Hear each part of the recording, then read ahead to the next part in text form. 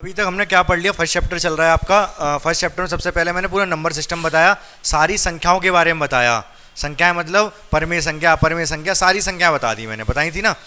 दूसरी क्लास में मैंने 1.1 कराई थी। 1.1 जो कि सिलेबस में नहीं है, करा दिया मैंने आपको, वीडियो अपलोड नहीं की है। अपलोड तो वैसे कोई सी, अब शेयर तो कोई सी नहीं की। उसके बाद मैंने कल जो पढ़ाया था वो पढ़ाई 1.2, उसमें केवल दो कंसेप्ट और रह गए हैं, वो समझने हैं आपको। अच्छा, पहली क्लास में मैंने आपको भाज्य और अभाज्य संख्याएं समझाई थी। कौन सी संख्याएं? भाज्य और अभाज्य। तो कौन सी संख्या भाज्य होती हैं, कौन सी अभाज्य होती हैं, बताओगे आप मुझे एक बार? हाँ, 2 से? वो तो सम संख्या होती है, 2 से कट जाए। जो अभाज्य संख्या वो होती है जो किसी से ना कटे, और भाज्य वो संख्या होती है जो किसी से कट जाए। जैसे 15 है, भाज्य है अभाज्य? 3 से कट जा रही है, 5 से कट जा रही है, भाज्य है ये। तो बहुत ध्यान से सुनना, एक कंसेप्ट ये है, इस तरीके के क्वेश्चन आपके मतलब पेपर में पूछा जा सकता है। कुछ ऐसे देखता है वो 3 गुणा 5 गुणा 7 प्लस 7, वो पूछेगा ये संख्या भाज्य है या अभाज्य है। आपको ये सिद्ध पता करना है कि भाज्य है या अभाज्य। बहुत ध्यान से मेरी बात सुनोगे आप? हाँ, बहुत ध्यान से मेरी बात सुनोगे। जैसे 15 है, 15 को मैं 3 गुणा 5 लिख सकता हूं। मतलब जो संख्याएं, जैसे 7 है, 7 या फिर 11 है, 11 को मैं ऐसे लिख सकता हूं इस तरीके से? नहीं, 11 को नहीं लिख सकता। 11 का किसी मतलब ये अभाज्य है, ये किसी में गुणा होगी नहीं, किसी से भाग होगी नहीं। ठीक है, 15 3 और 5 से भाग हो जाती है तो 3 गुणा 5 लिख सकता हूं मैं इसको। समझ रहे हो मेरी बात को?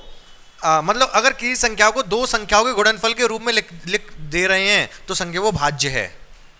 क्या कहा मैंने? किसी संख्या को 2 संख्याओं के गुणनफल के रूप में अगर लिख पा रहे हैं तो संख्या भाज्य है। बात समझ रहे हो मेरी? ठीक है, इधर आ जाओ। तो ये वाला क्वेश्चन दे रखा है, यहां से 7, यहां पर भी 7 है, इसमें भी 7 है। कॉमन ले लूं? 7 ले लिया मैंने कॉमन। ब्रैकेट में क्या बचा? 3 गुणा 5,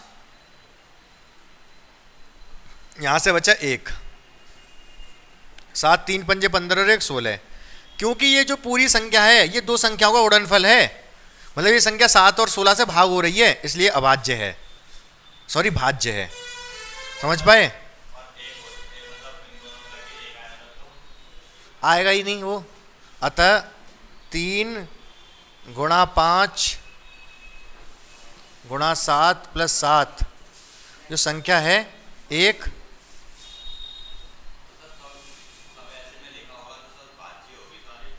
हाँ वही तो मैं कह रहा हूं, आंख नीचे कर देना। अगर कोई संख्या 2 संख्याओं को गुणनफल के रूप में लिख रही है तो वो संख्या भाज्य होगी। इस तरीके से भी लिख रही है तो कॉमन तो कुछ ना कुछ आएगा ही, ब्रैकेट में कुछ ना कुछ बचेगा ही, तो संख्या वो भाज्य होगी। अगर इस तरीके का क्वेश्चन आ जाए तो आपको कहना है कि वो संख्या भाज्य है। बोलो, बात समझ में आई या नहीं? 100%? ठीक है, तो इस तरीके का क्वेश्चन कर देना आपको, आंख मीच के कह देना है कि वो भाज्य है। हाँ, इस तरीके की नहीं बन सकती। अभाज्य संख्या तो अकेली लिखी होती है, उसमें कुछ लिखा नहीं होता है। ठीक है ना?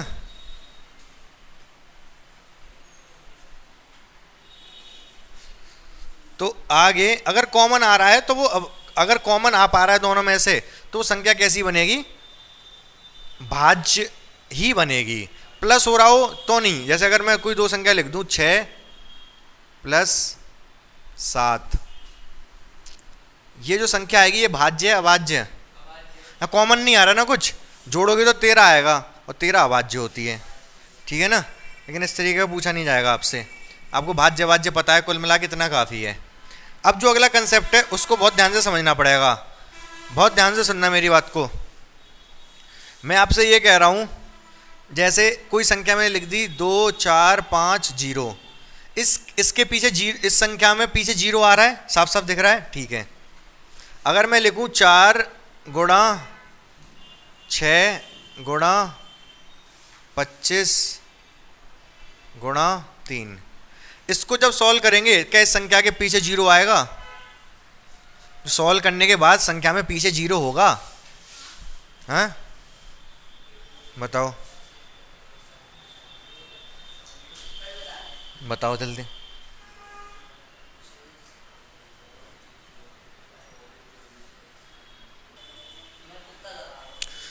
तो इस संख्या को जब सॉल्व करोगे तो पीछे 0 आएगा। पूछो क्यों? मैं बताता हूँ। 3 गुणा 5 15 होता है, 5 गुणा 7 35 होता है, 5 गुणा 2 10 होता है। अगर 5 और 2 मिल गए तो वो क्या बना देते हैं? 10 बना देते हैं। सही बात है बिल्कुल। ये 5 और 2 अगर मिले तो वो 10 बनाएंगे ही बनाएंगे, जो कि पीछे 0 चिपकेगा ही चिपकेगा। समझ पा रहे हो? इसमें 5 और 2 हैं, 25 है, 2 5 हैं। ये भी बता सकते हैं पीछे 0 कितने चिपकेंगे। ठीक है, 2 5 हैं, 2 तो बहुत सारे हैं, ये रहे 2, इसको लिख सकता हूँ 2 की पावर 2, इसको 2 गुणा 3 लिख सकते हैं इसको, 25 को 5 की घात 2, ये 3 है। ये हमें सिर्फ और सिर्फ 5 और 2 से मतलब है। 2 बार 2 है, 2 बार 5 है, तो इसको सॉल्व करोगे तो पीछे 2 0 चिपकेंगे इसके। समझ पाए मेरे या नहीं मेरी बात? हाँ, 5 और 2 अगर आ रहा है तो 0 आएगा पीछे। हाँ कन्फर्म है, क्योंकि 5 दूनी 10 होते हैं इसलिए। ठीक है, यहाँ पर भी 5 आ रहे हैं, यहाँ पर भी 2 आ रहा है, तो इसमें पीछे 0 चिपकेगा ही चिपकेगा इसको सॉल्व करोगे तो। समझ पा रहे हो मेरी बात को? अच्छा, सॉल्व भी करना अब थोड़ा आसान हो गया, पता है कैसे? पहले सॉल्व करना हो सकता है मुश्किल होता, अब आसान हो गया। ये 2 5 और 2 को एक पास रख लो, 2 गुणा 5, दोनों की पावर 2 कर दो, इसकी भी 2 है, इसकी भी 2 है, बाकी सब अलग लिख लो। 3 तिया 9, 9 दूनी 18, 18 अलग लिख लो। ये 10 हो गया, 10 की घात 2, 5 दूनी 10, और ये 18। 10 की घात 2 क्या होता है? 100 गुणा 18, 18 के आगे 2 0। समझ गए मेरी बात को? 2 0 आ रहे हैं कि नहीं आ रहे? ये 2 0 क्यों आए? क्योंकि यहाँ पर 2 5 थे, 2 2 थे। बोलो हाँ या ना? बात समझ में आ गई कि नहीं? ठीक है, अब आप मुझे एक बात बता दो, 6 की घात अगर मैं 2 कर रहा हूँ तो 6 के गुणनखंड पता है क्या होते हैं? 6 के गुणनखंड होते हैं 2 से 3 बार जाएगा और 3 से 1 बार जाएगा। सही बात है? इसको लगाओ मत लगाओ, सही बात है। तो 6 को क्या लिख सकते हैं? 2 गुणा 3 लिख सकते हैं की घात 2। बोलो हाँ या ना? सही बात है बिल्कुल। 6 को 2 और 3 लिख सकते हैं। अगर मैं 6 की घात 2 कर भी रहा हूँ, अगर मैं 6 की घात 2 भी कर रहा हूँ, घात 2 करने से पता है क्या होता है? ये 2 2 बार आ जाएगा, 2 गुणा 2, और ये 3 2 बार आ जाएगा। बोलो हाँ या ना? ये बात पता है आपको? भाई अगर किसी की भी घात वो कर रहे हो, हाँ हाँ 36 आएगा। वैसे 6 की घात 2 36 होता है, 6 6 36, यहाँ से भी सॉल्व करोगे तो 36 ही आएगा। समझ पा रहे हो मेरी बात को? बहुत ध्यान से सुनते रहना जो मैं समझा रहा हूँ। तो इसका तात्पर्य ये है, चाहे मैं 6 की पावर कितनी भी कर लूँ, जो इसके गुणनखंड होंगे उसमें 2 और 3 ही आएगा, उसके अलावा कुछ नहीं आएगा। बोलो हाँ या ना? एक और बोल दूंगा मैं, कोई दिक्कत नहीं है। मैं ये कह रहा हूँ 6 की पावर चाहे 10 ही क्यों ना हो, जो भी आएगा उसको सॉल्व करोगे तो उसके गुणनखंड में 2 और 3 ही आएगा, उसके अलावा कुछ नहीं आएगा। मैं एक और बार समझाता हूँ इस चीज को। 6 के जो गुणनखंड है वो 2 गुणा 3 है, ये बात आप मान रहे हो? ठीक है, मैं आपसे ये कह रहा हूँ 6 की पावर जब मैं 3 कर दूंगा, 6 की पावर जब मैं 3 कर दूंगा, क्या इसके गुणनखंड में 5 आ सकता है? 6 की पावर 3 216 होगा वैसे तो, हमें मतलब नहीं क्या होगा, मैं तो सिर्फ इतना पूछ रहा हूँ जो भी होगा उसके गुणनखंड में 5 आ सकता है? क्या आएगा? 2 और 3 ही आएगा। 6 की पावर जो 3 कर रहे हो, 6 के गुणनखंड होते हैं 2 और 3। जब इसको आप सॉल्व करोगे ना तो पावर 3 की वजह से 2 3 बार हो जाएगा, 2 गुणा 2 गुणा 2, 3 भी 3 बार हो जाएगा, 3 गुणा 3 गुणा 3। मतलब गुणनखंड 2 और 3 ही रहेंगे, 2 और 3 के अलावा कुछ आ नहीं पाएगा। बात समझ पा रहे हो कि नहीं मेरी? हाँ ठीक है वेद प्रकाश, ठीक है। तो अब मुझे एक बात बता दो कि क्या 6 की पावर मान लो 10 है, जब इसको हम सॉल्व करेंगे क्या उस संख्या के पीछे 0 आ सकता है? 6 की पावर 10 सॉल्व कर लिया मान लो हमने, वैसे तो बहुत टाइम लगेगा सॉल्व, मान लो सॉल्व कर लिया, तो उस संख्या के पीछे 0 आ सकता है जैसे इस संख्या के पीछे 0 आए थे। जैसे भी मैंने एक एग्जाम्पल लिया था, यहाँ पर ये वाला एग्जाम्पल दिखाई दे रहा है आपको, ये क्वेश्चन था।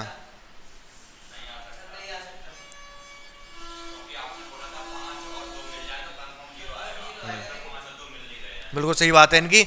मैंने बताया था अगर 5 मिल जाए और 5 दूनी 10 होता है तब 0 बनता है। यहाँ 5 और 2 मिलके 0 बनाए थे, यहाँ पर 2 और 3 है, पावर चाहे 10 कर लो चाहे 1000 कर लो, रहेंगे 2 गुणा 3, 2 गुणा 3।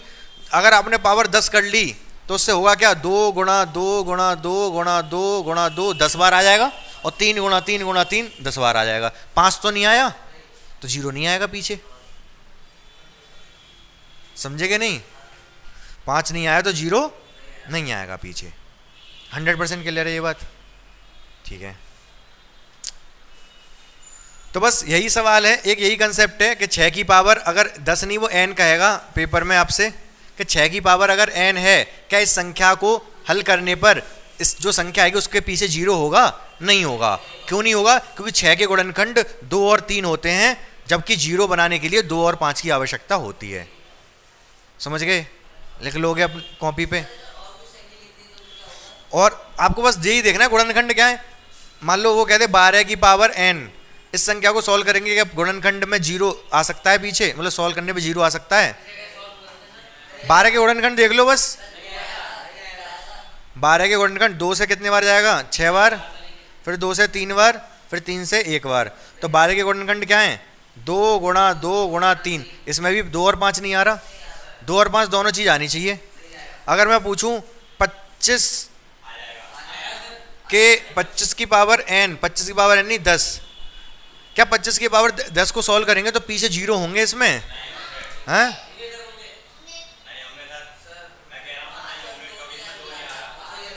पच्चीस के गुणनखंड क्या है? 25 का गुणनखंड करोगे तो 5 से जाएगा 5 बार, 5 से 1 बार, तो 5 ही वो 5 आए इसमें, तो 2 नहीं आए ना इस बार। 5 और 2 जब होगा तब 5 दूनी 10 बनाएगा, तब 0 आएगा। हाँ तो हो जाएगा। हाँ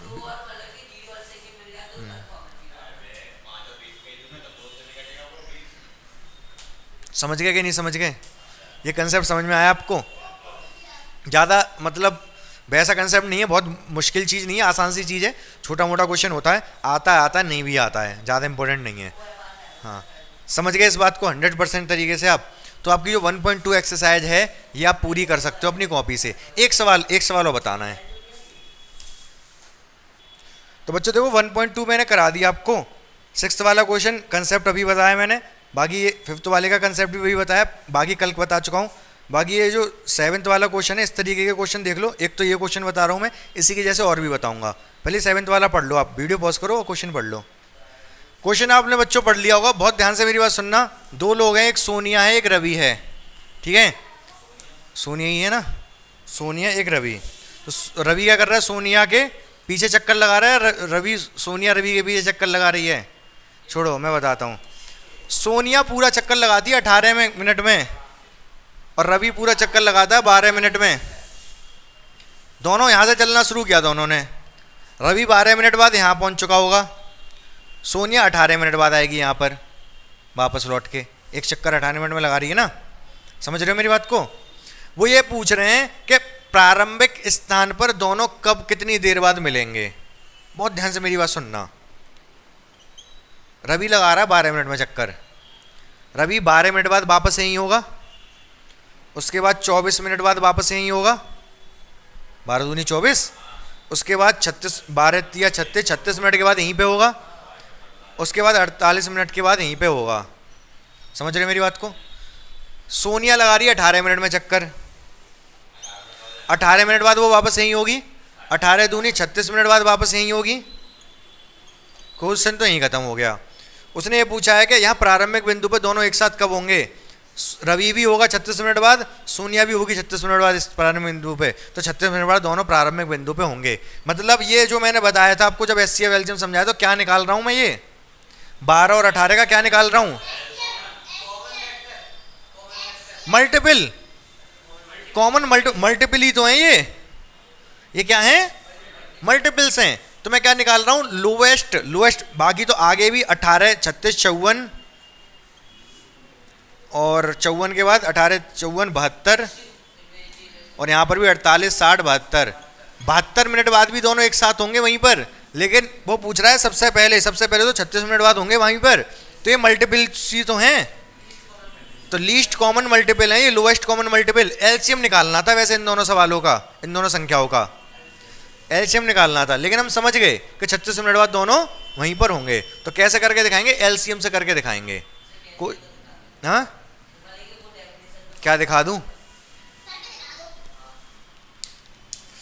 तो आपको कुछ नहीं करना है, 12 के वो करने हैं क्या, गुणनखंड 6 3 1।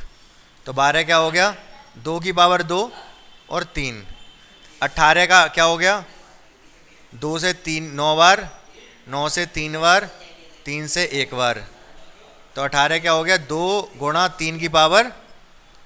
एलसीएम कैसे निकलेगा, एलसीएम कैसे निकलेगा? जो ज़्यादा पावर है वो लेते हैं, 2 की पावर 2 और 3 की पावर 2। ये हो गया 4, ये हो गया 9, 9 चौक 36 मिनट बाद दोनों एक साथ प्रारंभिक बिंदु पे होंगे। ठीक है, करने का तरीका ये है, समझने का तरीका ये है। अगर ऐसे मैं बता देता कुछ समझ में ना आता आपके, तो एमसीक्यू वगैरह में आएगा तो ऐसे भी सोच सकते हो आप, ऐसे ही समझ के लगा दो। बाकी अगर सवाल आ जाए पेपर में 2 नंबर में तो आपको ऐसा करके दिखाना पड़ेगा। लास्ट में लिखना पड़ेगा अतः 36 मिनट के बाद, 36 मिनट के बाद दोनों प्रारंभिक बिंदु पर मिलेंगे।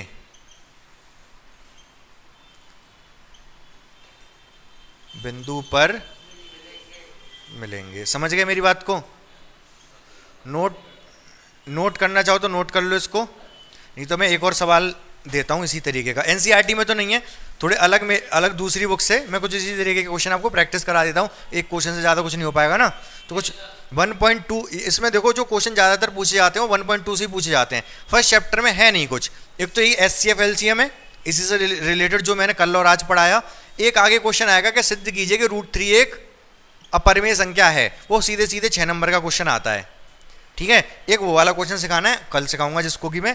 फिलहाल आज जो मैंने ये समझाया इसी से पेपर आता है, लेकिन जरूरी नहीं है यही सवाल आएगा जो एनसीईआरटी में है। एनसीईआरटी के तो मैंने बता दिए। ठीक है, तो बाकी और भी क्वेश्चन आ सकते हैं, वो मैं कुछ क्वेश्चन आपको प्रैक्टिस कराता हूँ। बच्चों देखो 20 वाला क्वेश्चन पढ़ लो, काफ़ी अच्छा क्वेश्चन है, इस तरीके के क्वेश्चन एग्जाम में आ जाते हैं। ठीक है बच्चों, बहुत ध्यान से मेरी बात सुनना। इस क्वेश्चन को समझने, क्वेश्चन क्या है वो तो मैं बाद में समझाऊंगा, पहले मैं कुछ समझा रहा हूँ उसको समझो ध्यान से। मैं 2 संख्या दे रहा हूँ आपको, 18 और 42 ले लो। 2 संख्याएं 18 और 42, ऐसी संख्या बताओ जिससे दोनों भाग हो जाएंगी। हाँ क्या देख रहे हो किताब में, इधर देखो। ऐसी संख्या जिससे दोनों भाग हो जाएं, 2 है, सही बात है बिल्कुल। ऐसी बड़ी से बड़ी संख्या जिससे ये दोनों भाग हो जाएं, 6। बड़ी देखो, 2 से भी भाग हो जाएंगी दोनों, 3 से भी दोनों हो जाएंगी और 6 से भी हो जाएंगी। 6 के बाद किसी से नहीं होंगी, 6 से बाद किसी से नहीं होंगी। 7 8 9, 9 से ये तो हो जाएगी, लेकिन ये नहीं होगी। तो सबसे बड़ी से बड़ी संख्या कौन सी है? 6 है। एक्चुअली 6 इन दोनों का एचसीएफ है, मतलब ही वही होता है एचसीएफ का। एचसीएफ का मतलब होता है हाईएस्ट कॉमन फैक्टर, हाईएस्ट सबसे बड़ा कॉमन फैक्टर। जो इन दोनों का हाईएस्ट कॉमन फैक्टर होगा ना, उसका मतलब ही यही है कि उससे ये दोनों भाग हो जाएंगी, उससे ये दोनों संख्याएं भाग हो जाएंगी। इनका फैक्टर है ना, दोनों का ही फैक्टर और सबसे बड़ा है, उससे बड़ा कोई नहीं है। इतनी बात समझ में आ गई आपको? कोई दिक्कत नहीं है? ठीक है। अब मैं आपसे अगर ये कह दूं कि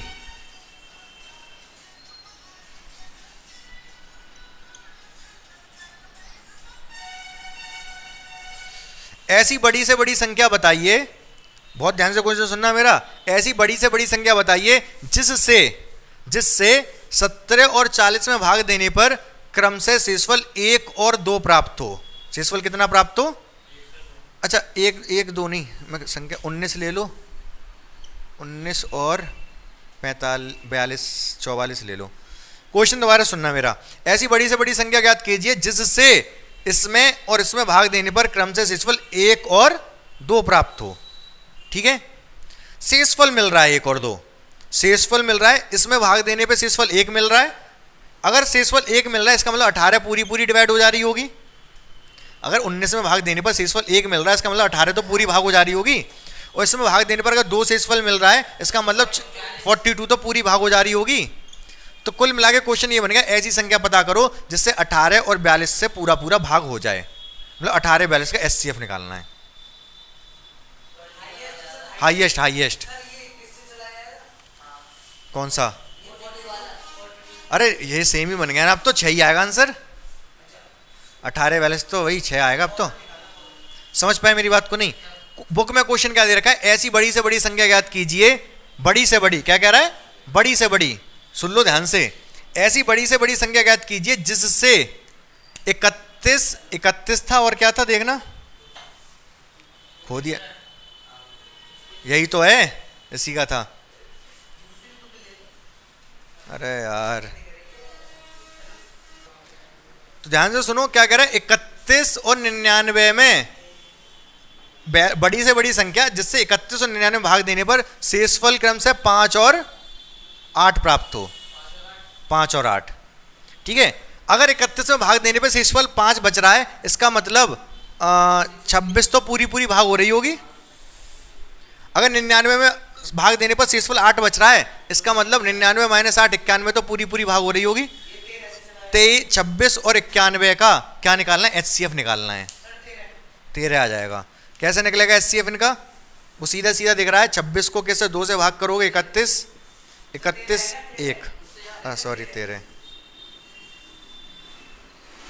1 आ जाएगा। 91 को कैसे भाग करोगे, 3 से नहीं जाएगा, 7 से 1 बार, फिर 3 बार, फिर 3 से 1 बार, तो 26 क्या आया, 2 गुणा 13, 91 क्या आया, तो 13 कॉमन आ रहा है, एचसीएफ आ गया 13।